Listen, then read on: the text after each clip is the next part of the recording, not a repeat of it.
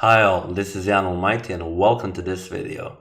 So today I prepared you another game from the World Championship match of 2010 between Veselin Topalov and Viswanathan Anand, and this time we are in round 3. So I previously covered round 1 and round 2. The score is 1-1, so 2 decisive games, and we all know that between these two players there could be a lot of fireworks. So get ready for round 3. But I wanted to mention a couple of things before going into the game. Topalov, as I previously mentioned in round 1, so in that video, did say that he is going to play the match by Sofia Rules, and that essentially means that he is not going to speak to his opponent. So generally, Sofia Rules means that you are not going to speak to your opponent, and in this case, this is Viswanathan Anand, and this especially comes to light in this round, and you will see why at the end of the game. But yeah, psychological wars during the game and in the off time. Definitely, Topalov means to challenge Anand in all aspects. So yeah, let's just check out the game. So round 3. Once again, Topalov starts with d4, and this time Anand doesn't go for knight to f6 and then later for the Grunfeld like in round 1. He goes for the d5 immediately. For those of you who don't remember or didn't watch the video, in round 1 Anand did mistakenly play some 23rd move, I think, where he just said he forgot the preparation. So kind of unusual a statement, so personally also for me, because I don't even know the theory in the 23rd move. But yeah, Anand obviously knows, and yeah, sometimes you just forget what you need to play. So here he decides to play d5, and after c4 goes for the Slav defense. We have the main line knight to f3, knight to f6, and now knight to c3. And in this situation, instead of playing e6, Anand decides to play pawn captures on c4. So accepts the gambit pawn, and the thing is now that mostly out of this variation, black is pretty much stable but doesn't have too much chances. So white is a bit better, which Topalov will show throughout the game, and he is, I think, the only one who can show that maybe he is going for a win. We have a4 immediately, stopping b5 ideas, and now bishop to f5. So the problematic bishop in the Slav is now developed to f5. Knight to e5, and now e6, ready for developing the dark square bishop as well, and now f3.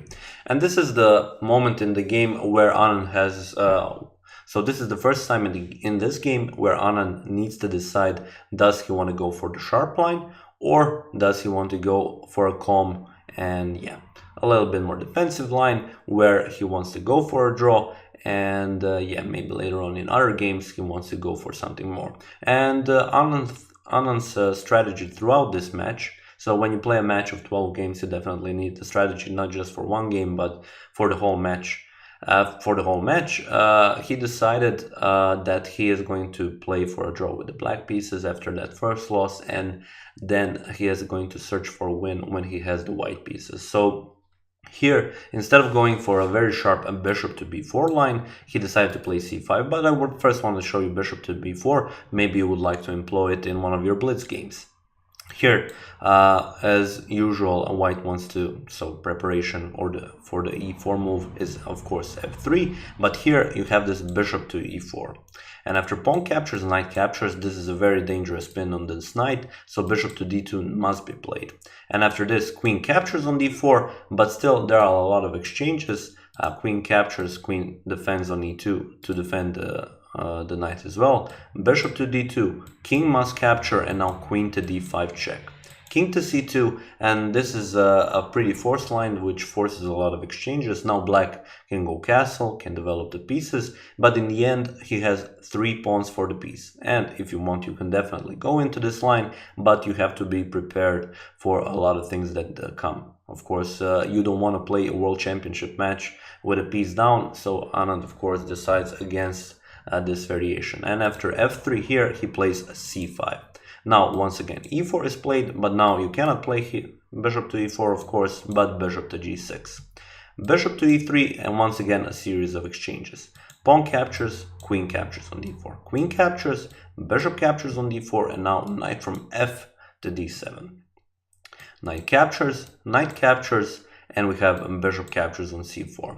And yeah, so just a couple of more moves. a6, stopping knight to b5 ideas, and limiting the movement of this bishop here. Rook to c1 was played, and rook to g8. But okay, first I wanted to go over a couple of things. As I've been mentioning at the beginning of this game, here in this variation, black cannot hope for much, because as you can see at the moment, both of the players have the equal material, but one thing is certain, these bishops look much better than these bishops, especially the light square bishop, because he is kind of cramped here on the king side, and the white has already picked up a lot of space already on the queen side, and he will definitely do so on the king side as well. But one other thing, he needs to worry about how to develop the bishop, because this bishop is very strong on d4, and the first thing that he wanted to do is, of course, Anand wanted to play a6 to limit the movement of the knight. This is actually a game that was played already between Kramnik and Topalov in 2006, and Anand actually drew a lot of ideas actually from that match and from Kramnik, so he decided to play in a similar style. But in that match, actually here in this, it was the same situation in one of the games, and here king to e2 was played by Topalov, but he decided to go immediately now for rook to c1 for occupying the open c file, which is of course a natural move.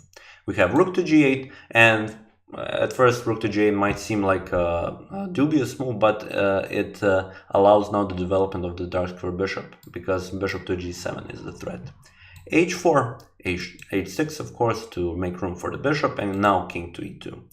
Bishop to d6 and h5, bishop to h7, a5, and this is a very good moment to stop and think about the moves that actually Topalov is making now, pushing the pawns to a5 and h5. This is something very important that you need to master if you're going towards the end game through your middle game. You want to pick up as much space as possible. Here Anand is feeling a little bit cramped, so his pieces don't have a lot of squares to go to, and you could say that white's position, even though it is yeah, definitely a drawish position, white has much more space and has much more space to go and make some plans. So when you're playing against weaker opponents, or in general when you're playing towards the end game, it is always too good to pick up as much space as possible, following Topalov's principle here, pick up with the pawns, border pawns, so that for example this b6 square is looking like a nice square, and of course g6 would be very bad to make a move like g6 for black here to open up the h file for this rook. So those are the ideas, but of course Anand is a world-class player and he has other plans for himself. King to e7, and now knight to a4, remaneuvering the knight maybe even to b6. f6, so occupying more space here in the center, and now b4. So since Topalov doesn't see any other way how to approach this position, he tries with a pawn sacrifice. But Anand, as we mentioned, now once again doesn't want to go for a sharper variation. He wants to go for a more calm variation. So in this situation, he doesn't play bishop to b4, but rook from g to c8. But let's look at what happens if a bishop does capture on b4. Here, of course, you have given up the pawn, but now you have rook to b1, attacking the bishop. You can pick up another pawn, but now there is this knight to c5. And it's very dangerous to capture now with the knight, because bishop is coming, and then definitely the situation of this king is getting worse and worse. So in this situation you don't want to capture, but play b5, and after bishop to e6 you have knight captures on c5, and bishop to g8, bishop to g8, and bishop to c5 check. And in this situation white does have the exchange, but black has the bishop pair and two very strong passed pawns on the queen side.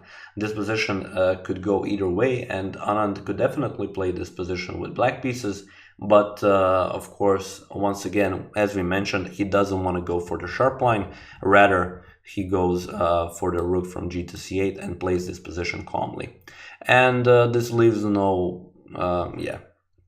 nothing but to go even further for Topalov, so he plays bishop to c5, and after bishop captures we have pawn captures on c5. The idea behind it, knight to b6 and some variations to go for some, if you force the knight exchange and then having these two pawns here would be a major advantage for white. But rook to c7 stops this. You don't want to capture, of course, on c5 because of knight to b6, and then you're forking the rooks, you lose the exchange. So here, rook to c7 first. We see knight to b6 and now rook to d8. Now we have knight to d7 because now the capture of the pawn is imminent, you have to deal with it, and rook captures on d7. Bishop to d3, moving the bishop to defend the pawn, and now bishop to g8, moving the bishop on a better square and essentially including him in the game.